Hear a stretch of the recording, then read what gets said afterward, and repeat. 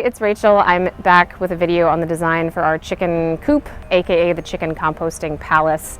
I drew this design in SketchUp and took screenshots along the way in an attempt to explain the design. I'm about where it's going to be on the site. So if you saw my last video where I went through the permaculture design for our suburbiculture lot, my goal with the chicken coop is that it be a zone 2 element, but that it be on the edge of zone 1. So our garden is zone 1, and we're going to access it every day. The chicken coop, I wanted to be pretty convenient to the house, which you can see behind me, and that's for easy egg collection, but I also want it to be right next to the garden so that I can get good compost out of it.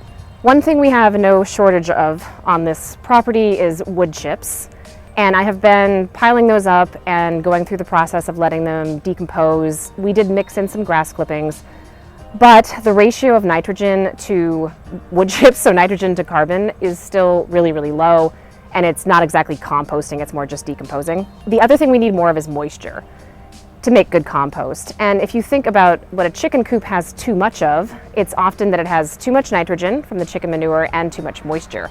So my thought is if I can combine these elements, then the problems that one might generate in fact become a beneficial input to the other system, which is super aligned with general permaculture principles. I've never done a chicken coop before, and if anybody has specific suggestions, I would very much appreciate them because I've done a lot of reading, but there's no substitute for real-world experience.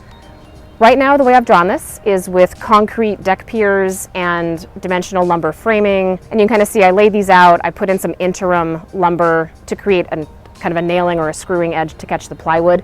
We may change this and just do a concrete base for the entire chicken coop.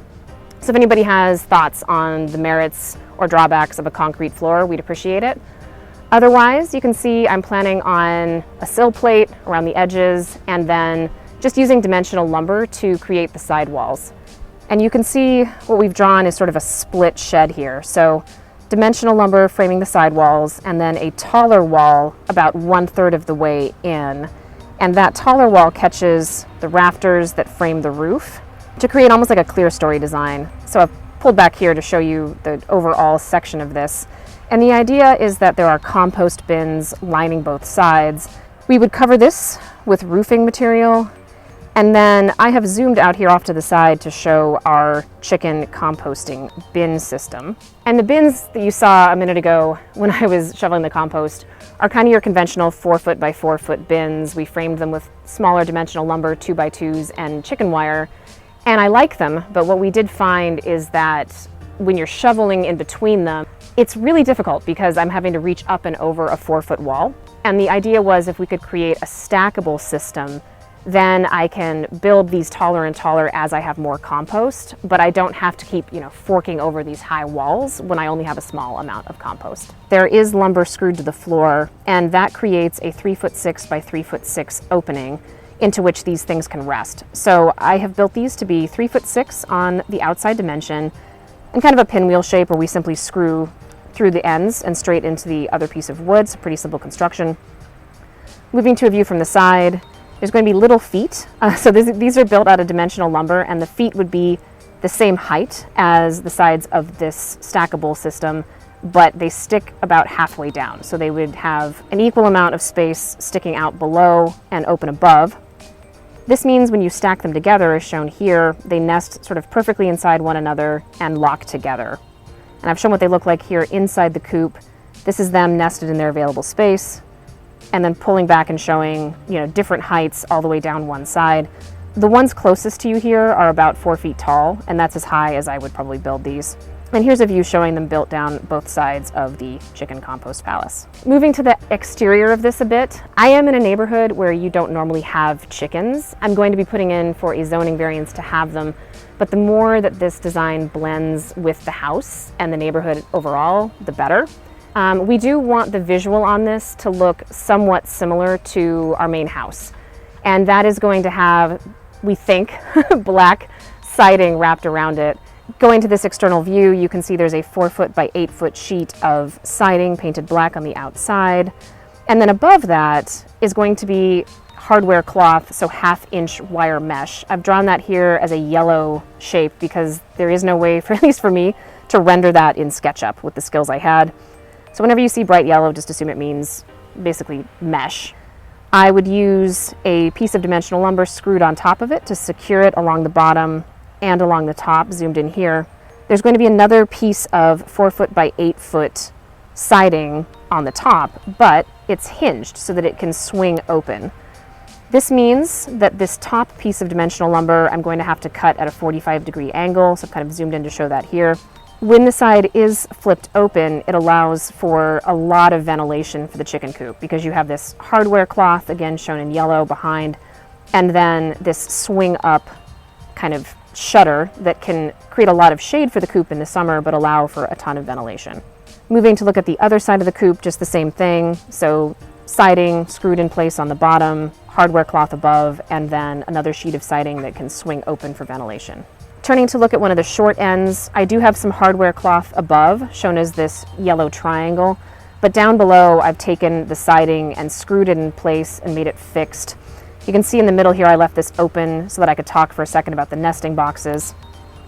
These are built as 1-foot by 1-foot cubes, 3 of them together. And here I'm showing it in place on the side of the coop. I'm going to have a little stem wall below and above made out of dimensional lumber to hold it in place. This would then also be covered with the siding, so I've shown that below. This needs a roof to help shed water off of it, and then it also would have a front that flips down. And the idea is that this is the side facing the house, and that little piece can flip down and act almost like a little landing spot when we're reaching in and getting out eggs. Moving to an interior view of what these nesting boxes look like from inside. So the interior would all be covered in sheaths with regular plywood. These boxes sit outside of the plane of the wall, which means there's not a chance of the chickens sitting on top of their nesting boxes and pooping on them. I did add little perches halfway up that they can use to jump up from the floor and into the nesting boxes. And I wanted to talk quickly about the size of this. The whole building is 12 feet by 16 feet, and then the compost bins along the sides take up quite a bit of that room. It leaves all in about 96 square feet of area for the chickens to be roaming around and working. And the idea is normally in a coop, you only need 2 to 3 square feet per bird, but in a run or a situation where they're confined and can't get out onto fresh grass, you want more like 10 square feet. I intend to give them all kinds of access to the garden and some fresh grass spaces, but in the winters around here, it is very likely that they will be penned up for the most part all day, and I want to make sure that they have plenty of room. So the overall size of the space allows for roughly 10 chickens, and then you can see when I talk about the roosts, I've similarly tried to make space for roughly 9 to 10 chickens. I don't intend to actually have 10 chickens, I intend to have about 4. But I have heard that chickens can be kind of addictive and you can accumulate them over time. So just to protect for that and to ensure that I have plenty of room per bird, I am aiming for a structure that's 96 square feet on the interior for the birds to work. As mentioned, the short side that was facing the house has the nesting boxes. The short side that faces into the garden area instead has a Dutch door on it. And the thought here is that I can leave the bottom closed whenever we want to keep the chickens inside, but the top can be open, so as an example, when I'm weeding or doing things in the garden, I can throw scraps easily over the door and inside the chicken coop for them to eat and to happily work on.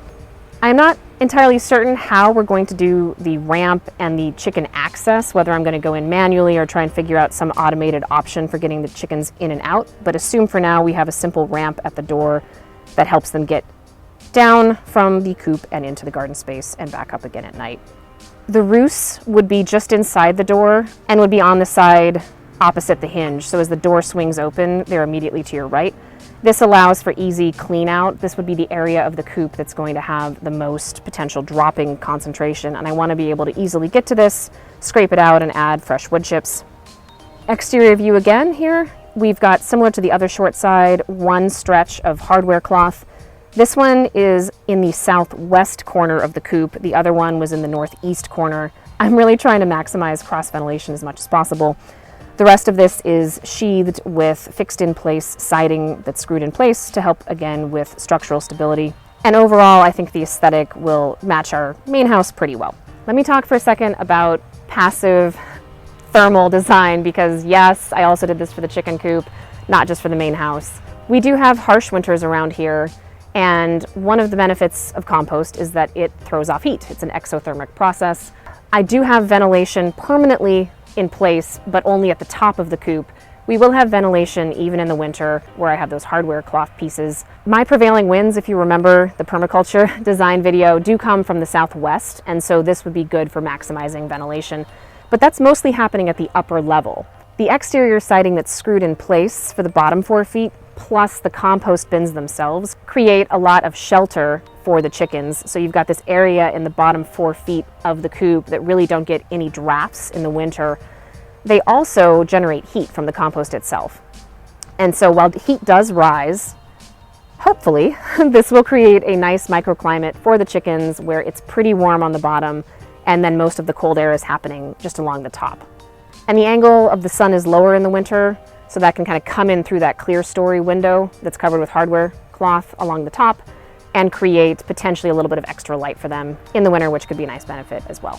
Moving to the summer, when our main goal is to have maximum ventilation and really shade the chickens so they don't die of heat exhaustion, we still have that same ventilation coming from the southwest and moving towards the northeast, as well as that vent all along the top kind of clear story here. But we also now in the summer have the ability to swing open those side pieces and create shade. And by opening up the sides, we can pull air in from the lower spots. And then because, as mentioned before, hot air does rise, we can have this air pulled in from the sides through the shady side and have it go up to the ridge and vent through the top. And in this case, you can see I've drawn the thermal image here. Hopefully we've created a cool, shady, and sheltered area for the chickens down below with plenty of ventilation, and we are exhausting that hot air through this ridge vent along the top. That is it. That is the design in a nutshell. Anybody that has had chickens and thinks that I have done something incredibly stupid with this design, please tell me before I build it, and I would very much appreciate it. The goal for me really is the compost. The eggs are almost a side benefit, but I am very excited to get my first homegrown eggs. The next video will be on zone 3, which in my case is way over there, and will be our permaculture kind of mini orchard that we're planning to build at the northwest corner of our property.